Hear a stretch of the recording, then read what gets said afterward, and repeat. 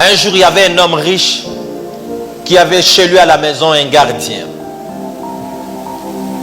Et vous savez souvent qu'il y a des gardiens que même le patron ne salue jamais. C'est toujours le gardien qui salue le patron. Parce que le patron, lui, n'est pas bien éduqué. Lui ne peut pas saluer quelqu'un qui est inférieur que lui. C'est lui toujours qu'on doit saluer. Ce qui se passe, c'est quoi? Un jour, les gardiens viennent lui dire, patron, ma fille est malade. Son patron lui dit, ce n'est pas la fin du mois. Je ne pourrai pas te donner l'argent. On attend jusqu'à la fin du mois. Tandis que son patron était à mesure de lui payer son salaire même avant. Le gardien lui a dit, s'il est possible, paye-moi au moins avant. Quand on arrivera à la fin du mois et tu n'auras plus besoin de me payer parce que j'avais déjà récupéré mon salaire. Parce que si on ne le fait pas, mon enfant va mourir. Et quand il arrive, son patron lui dit, je n'ai pas d'argent. Tu dois attendre à la fin du mois. Qu'est-ce qui se passe? Quand le gardien arrive à l'hôpital, quelques temps après, son enfant est mort. Quand son enfant décède, le gardien n'a pas arrêté le boulot. Après avoir qu'il a enterré son enfant, il est retourné au travail. Plusieurs années après, le patron est tombé malade. Quand le patron tombe malade, on l'amène à l'hôpital. Et quand on arrive avec le patron à l'hôpital, c'était tellement urgent qu'il fallait trouver la solution. Il fallait transfuser du sang au patron. Maintenant, il fallait trouver le groupe sanguin qui était compatible au groupe du patron. On a regardé dans ses enfants, ça n'allait pas. Sa propre femme, ça n'allait pas. On a cherché dans la ville, ça n'allait pas. On a dit on essaye d'abord les gardiens. Quand on essaie les gardiens, on trouve que les groupes du gardien et celle du patron étaient compatibles. Maintenant, c'est au gardien maintenant de décider sur la vie de son patron. Vous comprenez très bien. C'est que la vie et la mort du patron étaient dans les mains du gardien. Est-ce que quelqu'un m'entend très bien? Ce jour-là, la femme du patron a pleuré pour dire au gardien, tu veux voir ton chef mourir. Le gardien lui a dit, mon chef a préféré aussi que mon enfant meure. Et le patron était décédé aussi ce jour-là. Pourquoi? C'est parce qu'il n'a pas tout simplement appris que dans les faiblesses de l'autre, je devais les relever. Peut-être que moi aussi, quand je serai faible, lui aussi il va me relever. C'est ce que nous oublions des fois. Ce que nous faisons, c'est quoi? Quand nous trouvons que quelqu'un est dans la faiblesse, quelqu'un est en train de mourir, nous voulons encore l'enfoncer encore plus davantage. Mais nous oublions que le chemin est encore long. On n'est pas encore arrivé au bout. C'est que tant que tu n'as pas encore arrivé au bout, toute personne qui peut être dans ton entourage est utile pour ton avenir. Est-ce que quelqu'un m'entend?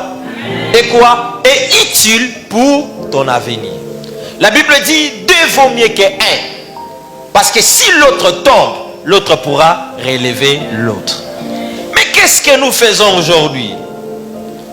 Quand quelqu'un tombe, nous nous précipitons tous. Comment cherchons encore à l'enterrer? Mais nous oublions que nous, on n'a pas encore arrivé. Est-ce que quelqu'un m'entend? Maintenant, quand toi, tu préfères que lui le meure aujourd'hui, tu vas continuer le chemin seul. Mais tu ne sais pas ce qui t'attend devant. Si les patrons avaient pris quelque temps, avaient pris un peu de son argent, il avait aidé les gardiens, c'est qu'il est en train de sauver sa vie dans le futur. Dans d'autres termes, je voulais dire à quelqu'un aujourd'hui, peut-être la personne que tu aides aujourd'hui, peut-être ça ne sera peut-être pas lui par qui tu seras récompensé. Ça peut être par son enfant ou par quelqu'un d'autre. Mais si tu les traites bien, tu as déjà créé un pont avec ton avenir. Mais plus tu le fais du mal, tu es en train de briser un pont qui pourra te servir plus tard. Regardez aujourd'hui comment on traite des fois les gens sur les réseaux sociaux. Tu peux être là où tu es en train de me suivre. Quand tu apprends qu'un tel a un problème, la première des choses, c'est de créer des faux comptes et d'aller commencer à insulter. Parler tout ce qui te semble bon dans le cœur que tu y avais. Tu te moques même de la personne. Tu ris même. Un jour, mon père m'a appris quelque chose. Il m'avait dit, quand quelqu'un passe par les moments difficiles, 1, on ne le juge pas encore. 2, on ne doit pas lui donner des conseils. 3, on ne doit pas chercher à savoir pourquoi telle chose est arrivée. Non, cherchons d'abord à le faire sortir de là. Quand il y sera en forme, c'est en ces moments-là qu'on va lui prodiguer maintenant des conseils. Mais qu'est-ce que nous on fait? Quand quelqu'un passe par les moments difficiles, c'est en ces moments-là, nous on l'avait dit, il n'aime pas écouter. Mais tandis qu'il a besoin de vous. Ça, ce n'est pas le moment où il faut dire à quelqu'un, on l'avait dit. Mais c'est le moment où on doit faire sortir la personne dans les problèmes. Tu vois, pendant que l'autre a besoin de votre soutien, tu fais semblant. Souvent, quand quelqu'un dans sa saison, il cherche à marcher sur les autres, à piétiner les autres.